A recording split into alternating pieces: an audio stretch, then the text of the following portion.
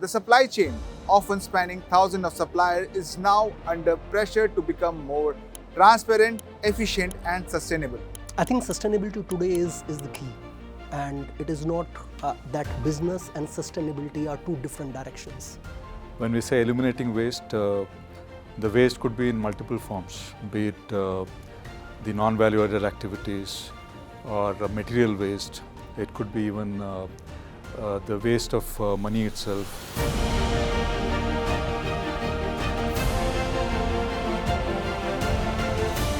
India's manufacturing sector contributes nearly 17% of GDP and employs over 27 million people. Yet it accounts for approximately 20% of industrial carbon emissions. The supply chain, often spanning thousands of suppliers, is now under pressure to become more transparent, efficient, and sustainable. In today's episode of India Leadership Talk, we are joined by Mr. Manoj Kumar, who's Chief Integrated Supply Chain Officer at Crompton Consumer, and Mr. Praveen Mysore, who is the Technical Director at Dassault Systèmes India, to talk to us about the digital transformation journey at Crompton and its suppliers and drive the digital transformation.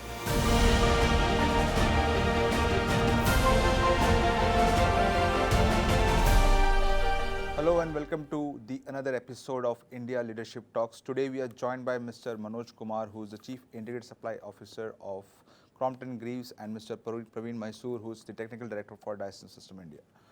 Mr. Kumar, welcome to the show. Mr. Praveen, welcome. Would like to understand from you, Mr. Kumar, about 78% of global manufacturers are now, integrating sustainability as a key part. How are things changing at Crompton from your perspective? So first, thanks for having me here on this learning and connecting talk. I'm really delighted to be here. I think sustainability today is the key, and it is not that business and sustainability are two different directions. They are one, and they have to be integrated. We in Crompton are working on sustainability as the key pillar in overall supply chain in each vertical. And hence we are at the forefront. I hope you acknowledge that very recently we have been acknowledged as India in the housing durable market as number 1 in India, and globally number 3 by Dow Jones Sustainability Index. So that talks in itself what initiatives we have taken on sustainability. More deeper on that, we are working across the supply chain on sustainability, taking the consumer insight, building that in our product. Innovations are centered towards how do we optimize our product carbon footprint. Then we move into manufacturing and supply chain. Also the integrated part of our supply chain, which extend not only internally but with our business stakeholders. There we have sustainable practices with our business partners. So I think this is the way of working, and we are at the forefront of it. That's nice. Mr. Mysore, will pick from what Mr. Kumar has said. How are things happening at the industry level? How do you see Indian manufacturers are integrating efficiency and sustainability into their operations? Firstly, thanks for having me on this episode. Pleasure to be here. Coming to Indian context, we have seen in the last 4 to 5 years, post-COVID, there has been great traction in the industry focusing on improving the efficiency, and also improving the sustainability aspect.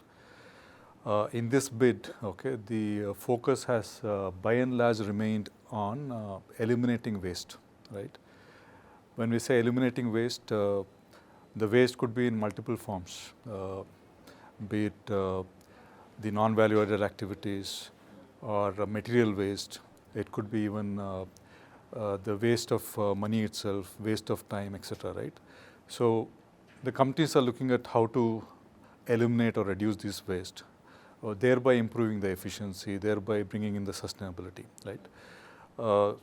So multiple measures are being taken over the last few years, especially adopting the digital technology across the value chain, be it the design and engineering space manufacturing space, supply chain planning, as well after sales, right? The value stream spans across the concept to after sales, and across the entire value chain, the industry is looking at adopting the digital technologies, reducing the waste, okay, so thereby improving the efficiency and sustainability aspect.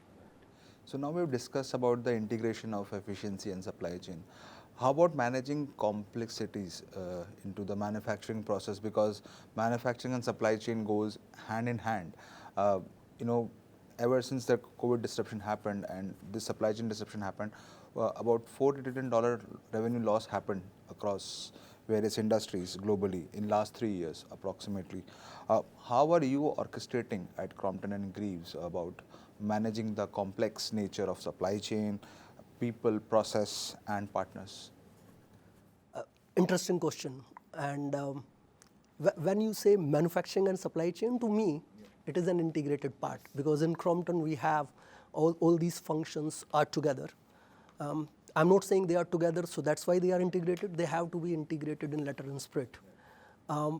What we have done is that there is a lot of disruption, and today disruption is the only constant, right? Wherein whether it is geopolitical or whether it is the natural disasters which are happening, what we are doing is we are working and bringing resiliency at each stage of our supply chain. In our Crompton 2.0 journey, right, we said it is important that you have a risk mitigation mechanism for each aspect. So take an example. We have today a very strong in-house manufacturing setup, and we also have our business partners who do co-manufacturing for us. What we do is building one product at multiple locations. That helps that if there is any disruption, we are able to manage it, our deliverables to our internal customers at the right time. Second, if we have to find an alternate option, not only in the local but global, as we are using a lot of electronics in our product, connected product, we also build 1+1 strategy, not only locally and also internationally. That is one part of that, bringing this complexity. Another important initiative, we are saying that while before COVID, there was a lot of focus on globalization, right? COVID disrupted that, because long supply chains were the most impacted areas. And that's where a global world started emerging in the supply chain. And we said it's important in your new supply chain footprint, how do you optimize the surface area of your supply chain? And how do I define the surface area of the supply chain? When your customer and your tier 3, tier 4 suppliers are in close vicinity.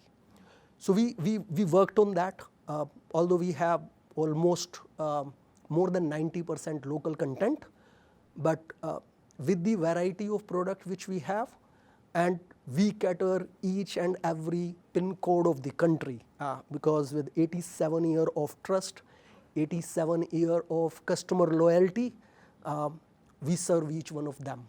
And what we are doing, we are building those center of excellence in manufacturing, not only for Crompton manufacturing setup, but our business partner setup at different locations, and then reducing the complexity of distance. So we are optimizing our supply chain surface area. So while we have understand about the process, what Mr. Kumar has just mentioned about how the both manufacturing and supply chain are integrated together, Praveen would like to understand from you, because you come from a technology company, and technologies like digital twins, real-time visibility platforms, how are you helping companies like Crompton to give the visibility for such complexities? So I think interesting conversation, especially on integrated supply chain, right? And Manoj also spoke about the surface area and also how to localize and globalize, okay, take advantage from both. Coming to the technology aspect of it, the virtual twin, okay, is something which is a twin of a product, process or operation, okay, that exist in real world, right? Which you are actually doing it in the virtual world, and where you can play around, iterate, simulate multiple scenarios, okay, uh, that you can imagine, that you may want to go and then deploy in real world, okay, because doing all those things in real world may be very expensive, okay, and then uh, you won't get the option to undo in real world, right? Once you're committed in real world. But before doing that, okay, leveraging this virtual twin and then iterating there, okay, carrying out what if scenarios, because Manoj spoke of various I would say measures that they have taken, okay, to improve the supply chain, especially when there is a disruption, to also localize the supply chain, as well as have one-to-one, okay, one in local area as well as another somewhere outside India as well, right? So various measures, right? These are all various simulation points that one may want to undertake in virtual environment, convince that okay, this model is going to work, and then go and then commit it in real world actually, right? So that is where the virtual twin helps a lot, because it is mimicking what exactly is going to happen in real world actually, right? And that also gives a lot of scope for you to keep improving, okay, keep enhancing the product, operations, manufacturing aspect, all of them actually. Yes, I think you throw a very interesting point, Praveen, and I'm delighted you have brought that on the table. I go back to my supply chain experience when I said that Crompton is more local supply chain and it has complexities which we are managing. It's important to preempt the complexity. And in my earlier experience, what we did, we had a global supply chain, and what we did, we mapped the PIN code of those suppliers at different locations which were globally, and created a virtual platform wherein we integrated these PIN codes with open data systems and said, if there is any disruption in any part of the world, it comes up, you have a red hot area, and you understand, because these supply chains start impacting you not immediately, right? Many times those events happen, when those events happen globally, you don't come to know immediately, right? And when you linked it with this open platform, along with your supplier networks, you know that this is going to impact you in, let us say, 1.5 months of time, and you act proactively. So very interesting. I think a digital twin, whether it is in manufacturing or supply chain, we need, while it is good to fail, right? But often failing is not good. So it's important that we preempt the scenario and take proactive action. Thanks for that. So wanted to ask on that only, as per the Deloitte report, that about 81% people are now using these technologies, and they have seen an improvement about 15 to 20%. But how, can you give some real life examples from Crompton where you have implemented this technology and you have got a decent result? Again, a very interesting question. You know our product range. We are leader in fan, we are leader in pump, and we have very strong position in all the product which we do. And some of them are pretty seasonal product. So take a air cooler, take a water heater, which are very seasonal product. Now what we have done is that we created a smart in-house solution where we map the weather scenario in different part of the country. And connecting this with the meteorological forecast, we try to understand how the different scenarios or different weather conditions will roll out. God is there, it can change, but at the same time you prepare, right? And what we do on the basis of that, we take initiatives to build which all product which have high seasonality, how we can build the advanced inventories for that. At the same time, sometimes when the weather is not playing this, we try to minimize the inventory. So now this has helped. Our forecast accuracy have improved in double digit. resulting there is a very high optimization happen on our supply chain, both internally and externally. So again, a very good example how we can use these technologies, deploy them, make sure that the impact of that is spread throughout the supply chain and get the advantage of that. Right. Praveen, could you elaborate on how technology can help to, measure at least the emissions, what's happening in a large corporation like Crompton and among their suppliers? Today, sustainability has definitely become a very important topic for industry as well as common man, right? And we are seeing the effect of global warming, and then everybody is pretty much serious about this topic. At Dassault Systems, we have this 3D experience platform which supports the sustainability evaluation. We have the EcoInvent database, okay, which captures various processes because of which the carbon footprint may come out. Okay. So that way, the EcoInvent database is supporting, okay, whatever processes that you may go and declare, okay, be it at the OEM end or at the supply chain end actually, so that the roll-up happens, okay, on the entire carbon contribution as well as even the consumption of the water, okay, that's happening, okay, so that you have a clear view of how sustainable is the given product as well as the given operation is actually, right? So this is something has become vital for companies because these are all today pretty much governed by even certain regulations imposed by governments, okay, in the given country. Especially in Europe and Americas, we are seeing that, okay, there's a large emphasis on sustainability regulations. And I think India also is gearing up for the same, and soon we'll have a lot of regulations getting imposed, okay, on industry to ensure that the products are sustainable, right? And to enable that, the platforms such as 3D Experience from Dassault is definitely helping the organization to capture, okay, the carbon footprint across the entire value chain for a given product line or the process. Mr. Kumar, how about the adoption challenges of digital twins? Because this is now your area of work where, the supply chain, managing supply chain, sustainability, and then ensuring that manufacturing process is not disrupted. But all this is happening on whether the tech layer is there and you can manage better.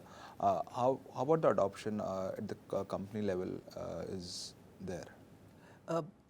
I think we are progressing very well on that, right? And as a management philosophy in Crompton, we say it's important that you have a strong building block, right? I've seen in my previous experience where you invest in a beautiful tool, right? A lot of money on the table, and then you find the fundamentals are not supporting that, and hence it remains on the paper. Now what we are doing is we are taking initiatives block by block, understand where it creates value. I always put it into two buckets. One is for any change, because digital twin help you in anticipating problem. But one of the key factor is the adoption at the team, at the people, at the organization level. So what we do, we make different POCs, proof of concept, to first prepare our team to start adopting those technologies, seeing them as partner to them instead of something which may impact adversely, right? And these negative thought process, if happen, it is not conducive to the environment. So we make sure that we enter with a lot of positivity on this, on our shop floor, make people ready for these changes. We have taken few steps in when we talk about safety at the shop floor, right? There are certain operations wherein the chances of accident are high. So what we do, we are deploying certain AI-driven practices where they capture the right movement and the wrong movement. With this capturing continuously, which get trained, we help first with this when new employee come in, training them in terms of the right and wrong movement. And then when we deploy, we are better sure. And with this, as it continuously learn, the system is more robust. So it helps. So when we do that, we are preparing that these tools are to help you. And now we will take it at a scale.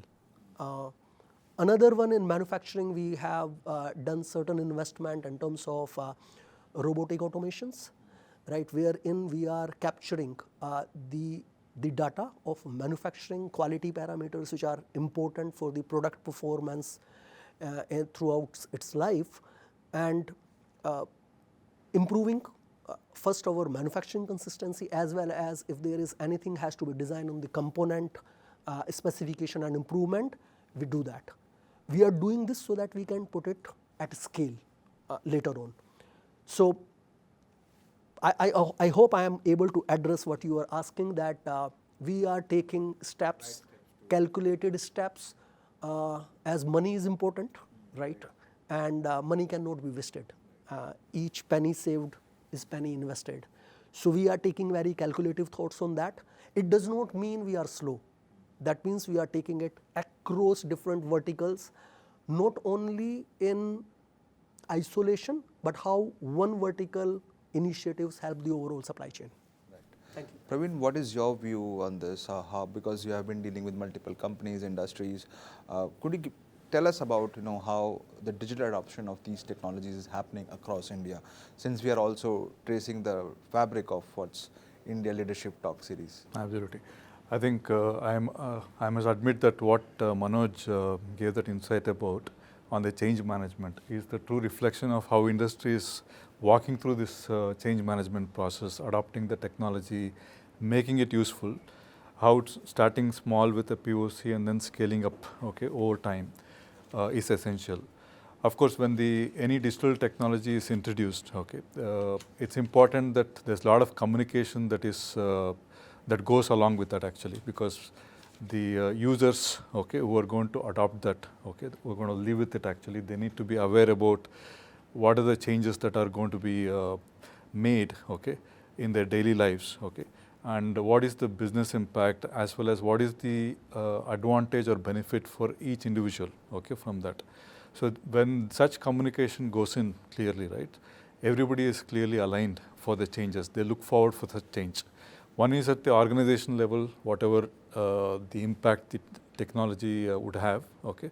Obviously, organization would look for the top line, bottom line, efficiency and all of these things. But at the same time, you also have to zoom into individual actually. What is it that he would get to gain from that actually, right? So it should be looked at it holistically, and such communication should be kept on, okay, all through the process as you're deploying the digital technology. Then comes the adoption success actually. Otherwise, it will be a siloed adoption. Few people will start adopting it, whereas few are, I would say, lethargic in adopting the same. Then that will create imbalance, right? For en masse success, this communication is very vital. Okay. Just to complement you, I think what we are also doing is that we are creating those champions, right? Because it is very difficult to excite everyone in the organization at the same time. So what we do, we have identified talents who are tech savvy, who look forward to experiment, who are not afraid of failing, and they understand that if I fail, I will be doing a better job next time, and that's what we encourage. Now we make them as a role model. These role models are at different functions, take these initiatives and excite everyone. Because end of the day, you need to have a critical mass when you need to change something. If you have 5 to 7% in a study shows that the change will die down. You need to have a critical mass close to 25 to 30% who believe that this is going to create value. And that's what these champions in each segment do inside Crompton to create that mass. And we are happy to share it has been a successful journey so far. So, and it has to happen because with evident of AI and machine learning, things are moving really fast on the other ends of the business.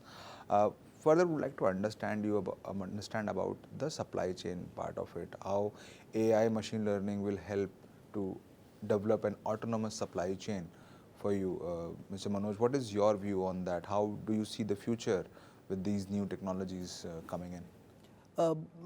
I think they are must, and if somebody don't see it, it would be a lot of trouble for those supply chain, and we are pretty ready for these changes to happen. As I said, we have started doing those things. We have created center of excellence in each part of our supply chain, right? Now, what do they do is that we have created, and along with our IT, supply chain and IT have created a common roadmap, right? Where we saying how do we bring intelligence, how do we bring advanced technologies, digitized solution to deliver the overall deliverables from the supply chain. Now, this center of excellence are co-working with the IT team. The center of excellence bring the technical knowledge on that. IT bring digital knowledge, and then we have also built a sphere of developer with us. It's not that everything we are customizing. There are solutions which are available in the market. We are exploring those solutions, adapting them. But when we feel that we need to create a differentiation, we are also working on the customized solution. So we have now a 3-year roadmap on having what are the areas which we need to focus on, which solution will help us to build those blocks and take us to the next level, and we have started progressing on that. One quick example I will give you, before Crompton 2.0 we had a product specific or business specific approach. The data were in a bit of a silo, right? And it's not that was bad, because when you start a product, you have to be agile. You have to an approach which helps you taking faster decision. But when it grows after a certain level and reach to a scale, at that time, if you are not doing the horizontal deployment across the organization, there would be challenge. So what we have done in the last 2 years, we have worked extensively on our data lake, because AI without a right data lake is like you are feeding garbage to the system, and what will come? Only garbage. So we have cleaned our data lakes. With that, the first step which we have done is we have started creating interactive dashboards, right? Dashboard in terms of your spend, dashboard in terms of your supplier base, dashboard in terms of your network, and created a visibility, right? Now with this, the first success which team got, we had a huge supplier base, and we said you can't drive transformation with so many business partners. You need to have handful of business partners. We identify those business partners, and then we worked with them to deploy all the initiatives. So we consolidated, we optimized our supplier base.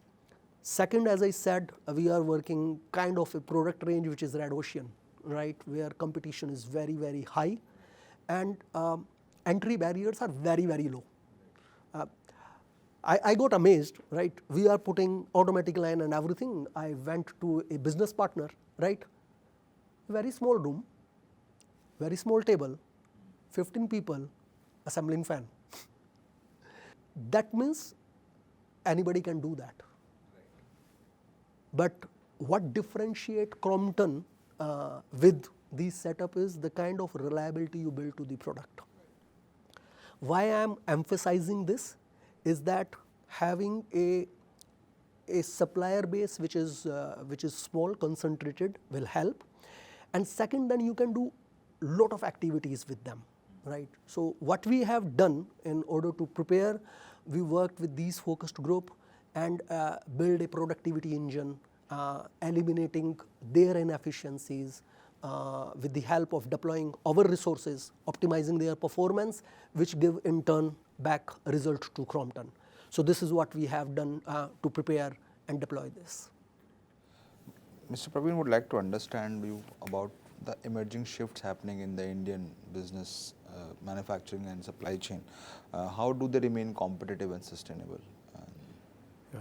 In the technology world, as we've all seen over last couple of years, there's a lot of dynamism. Okay, new age technologies such as generative AI, all of these things are being thought of now. Okay, and each one is thinking of the application area where to apply these AI tools. Okay, and derive the benefits out of it actually. And so is Dassault Systems today with the platform that we have, the 3D experience platform. Today, where we are offering the virtual twin, we are also powering it with the generative AI, right? This is across the value stream, right from design and engineering space, okay, then to process engineering, manufacturing, after sales, okay, the entire value chain today. Just to give a couple of examples, today, okay, simplest of the simplest, I would say, aspects such as part standardization, right? Because for any organization, there will be a lot of reuse of parts from one project to the other project actually. And there also comes the emphasis on part standardization.